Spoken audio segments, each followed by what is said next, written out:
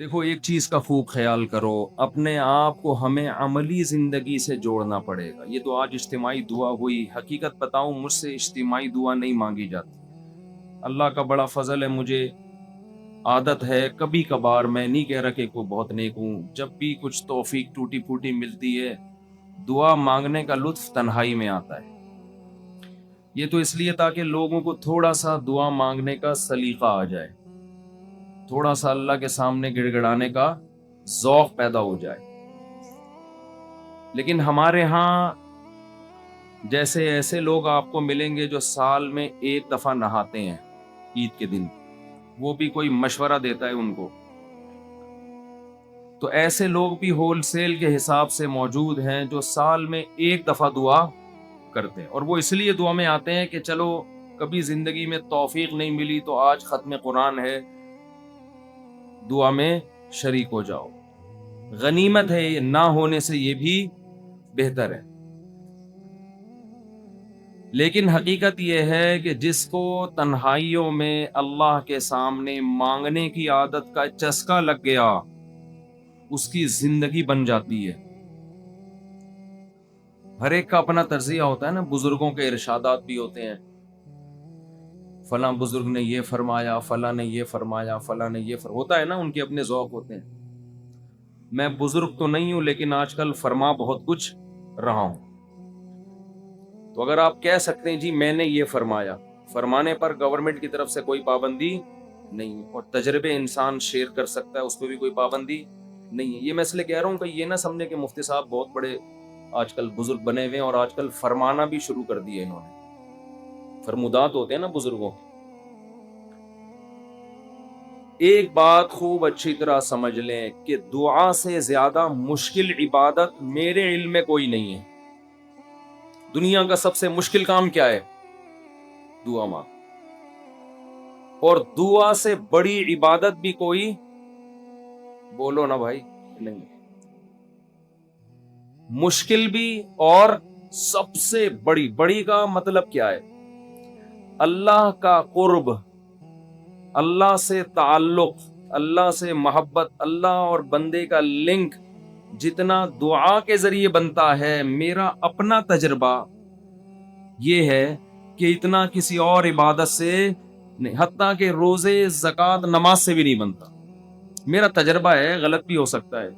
ابھی میں نے ارشاد فرمانا بولا تھا نا، ارشاد فرمایا، فرمایا پر تو آپ تھکے ہوئے بھی ہیں، تھوڑا سا چٹکلے بھی سنا دیتا ہوں۔ فرمایا پہ بہت دفعہ ایک لطیفہ سنا چکا ہوں، نئے نئے لوگ آ جاتے ہیں۔ ہمارے ایک دوست تبلیغی جماعت میں گئے، کوئی دیہاتی بھی ان کے ساتھ تھے۔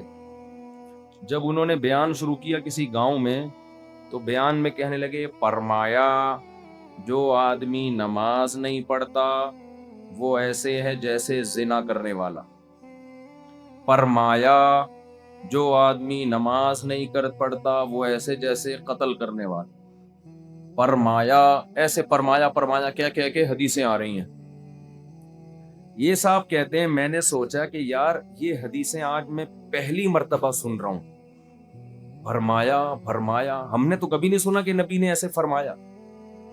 کہہ رہے میں نے بیان کے بعد اس کو پکڑ لیا کہ یار آج تو نے اتنا کچھ کہا کہ فرمایا، ہم جب کہتے ہیں فرمایا تو مراد نبی نے فرمایا نا، تو یار یہ جو اتنی ساری حدیثیں تو سنا رہا ہے کہ جو نماز نہیں پڑھتا ایسے جیسے قتل کیا، جو نماز نہیں پڑھتا ایسے جیسے زنا کیا، تو کس نے یہ فرمایا؟ کہہ رہے ہم نے فرمایا۔ کیا کہہ رہے؟ ہم نے فرمایا۔ ہم نے کہا بھائی یہ تیرے فرمودات کے لیے لوگ یہاں نہیں بیٹھ، کچھ بھی فرما دیتے۔ لیکن جیسے اس نے کچھ بھی فرما دیا، گورنمنٹ کی طرف سے فرمانے پر پابندی نہیں ہے، لیکن اس نے تو ویسے ہی فرما دیا نا۔ لیکن میں جو کچھ فرما رہا ہوں اس کے پیچھے ایک تجربہ ہے، ایک لاجک ہے، ایک دلیل ہے، ایسے ہی ہوائی بات نہیں ہے۔ سب سے زیادہ انسان کو اللہ کے قریب کرنے والی عبادت دعا، سب سے مشکل عبادت بھی کون سی ہے؟ بولو، دعا۔ آپ کہیں گے یار یہ کہاں سے مشکل ہو، روزہ کتنا مشکل ہے، صبح سحری میں اٹھو، سارا دن جو ہے وہ نہ کھاؤ نہ پیو، بہت سے لوگ کہتے ہیں روزے میں اللہ صرف ایک گھونٹ چائے کی اجازت دے دیتا نا. صبح جب سحری کے بعد فجر پڑھ کے 1 گھنٹہ سو کے جب اٹھتے ہیں تو ایسا لگتا ہے جیسے قبر سے کسی مردے کو اکھاڑا جا رہا ہے. عجیب سی حالت ہوتی ہے نا اس وقت. اسی طرح آفس میں پہنچ جاتے ہیں. پھر اگر ایک آدھ گھونٹ چائے پینے کی اجازت ہوتی کیسے فریش ہو جاتے, لیکن اللہ نے اجازت نہیں دی. تو آپ کہہ سکتے ہیں اتنی مشکل عبادت روزہ, مفتی صاحب کہہ رہے ہیں نہیں, دعا مانگنا اس سے بھی زیادہ مشکل. نماز کتنی مشکل عبادت, لیکن مولانا صاحب کہہ رہے ہیں یہ فرمایا بھی وہی فرمایا ہے جو اس نے فرمایا تھا. یہ کیا ہو رہا ہے بھائی؟ اس کو دنیا میں سب سے مشکل بات پتہ ہے کیا ہے؟ الفلاحیہ کا اسپیکر ٹھیک ہو جائے. ٹھیک ہے, یہ کبھی ٹھیک, دیکھو اسٹائل دیکھو, ادھر بھی ڈالا ہوا ہے, ادھر بھی رکھا ہوا ہے, ادھر ایک اور لگا ہوا ہے, پھر بھی بیچارے لگے رہتے ہیں. یہ کہتے ہیں جنات ہیں. تو آپ کہہ سکتے ہیں بھائی کیسے مشکل ہے. اصل میں دعا, اور ایک اور اشکال ہوگا, آپ کہتے ہیں لوگ تو بہت دعائیں مانگتے رہتے ہیں. کتنی دعائیں مانگتے ہیں نا, صبح شام دعائیں مارکیٹ میں چل رہی ہیں ہول سیل کے حساب سے. اصل میں وہ دعائیں پڑھی جا رہی ہیں, مانگی بولو. دعا پڑھنا بہت آسان. یونس علیہ السلام نے مچھلی کے پیٹ میں لا الہ الا انت سبحانک انی کنت من الظالمین کہہ کے دعا پڑھی نہیں تھی, یہ دعا مانگی تھی. اور ہم کیا کر رہے ہوتے ہیں؟ پڑھ رہے ہوتے. جتنے مرد یہاں بیٹھے ہیں, جتنی خواتین بیان سن رہی ہیں اوپر, ان سے گزارش ہے کہ اپنے معمولات میں دعا کا اضافہ کریں اور اللہ سے دعا مانگنے کا معمول بنائیں. دعا مشکل کیوں ہے یہ میں بتانا چاہ رہا تھا. باقی جتنی عبادتیں ان میں کتنی ٹینشن ہوتی ہے, وضو کرو, پھر چل کے آؤ, صبح سحری میں اٹھو, روزہ رکھو. دعا میں تو کچھ بھی نہیں ہے, یوں کرو اور پڑھنا شروع کر دو. اصل میں دعا نام ہے دل کے لگنے کا, جذبے کے ساتھ مانگنے کا. شیطان انسان کو یہ باور کراتا ہے کہ تو مانگتا ہے ملے گا تجھے کچھ بھی نہیں, اس لیے مانگتا ہے ہی نہیں, پڑھتا ہے.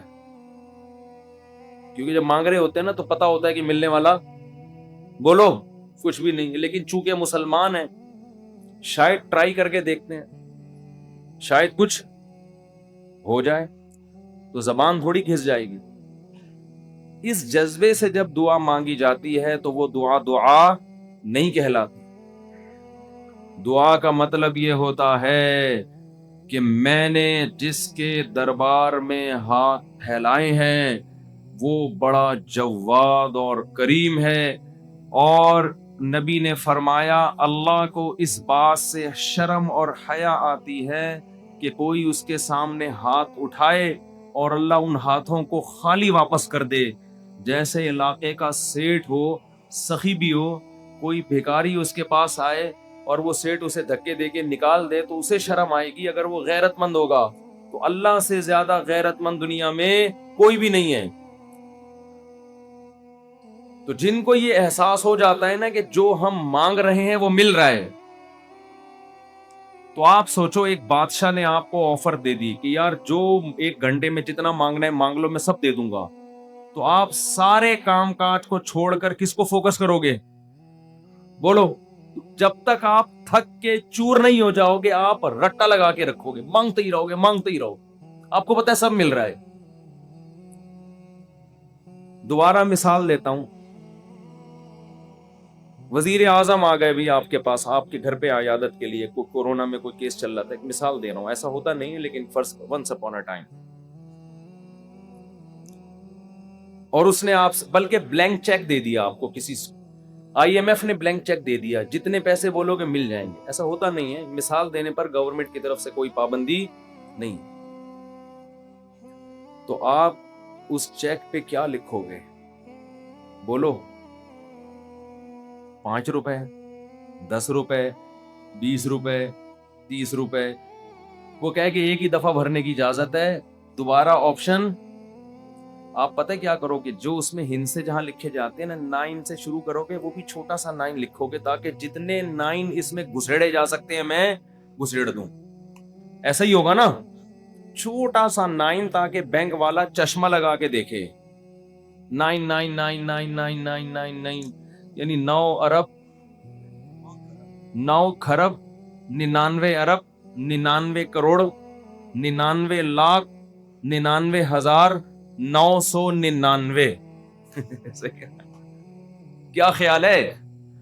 نہیں آ رہی بات, میرا خیال ہے سب 9 کھرب سے بھی زیادہ اگر کوئی ہنسا ہوگا نا وہ بھی گھسڑ دو گے اس. 9 کھرب سے اوپر کیا ہوتا ہے؟ 99 کھرب, 9 کھرب نہیں, سوری غلطی ہوگی, یہ پورے 10 کھرب کا نقصان ہو رہا ہے بھائی.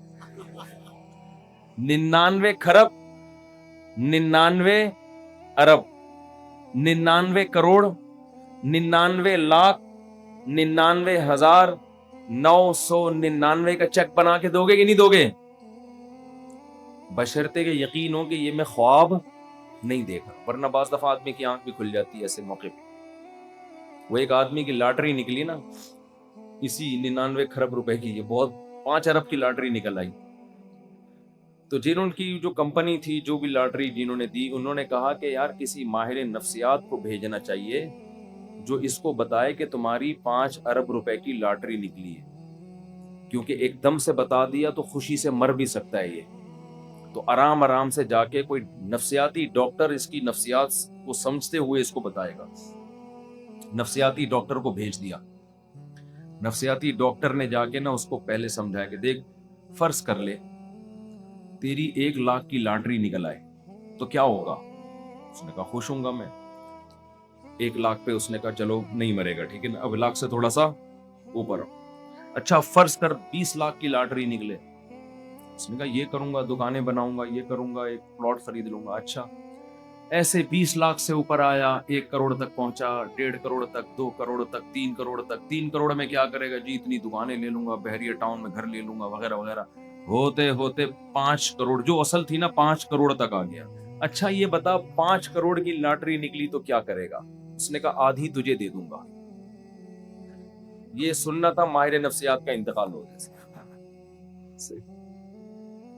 ماہر نفسیات کا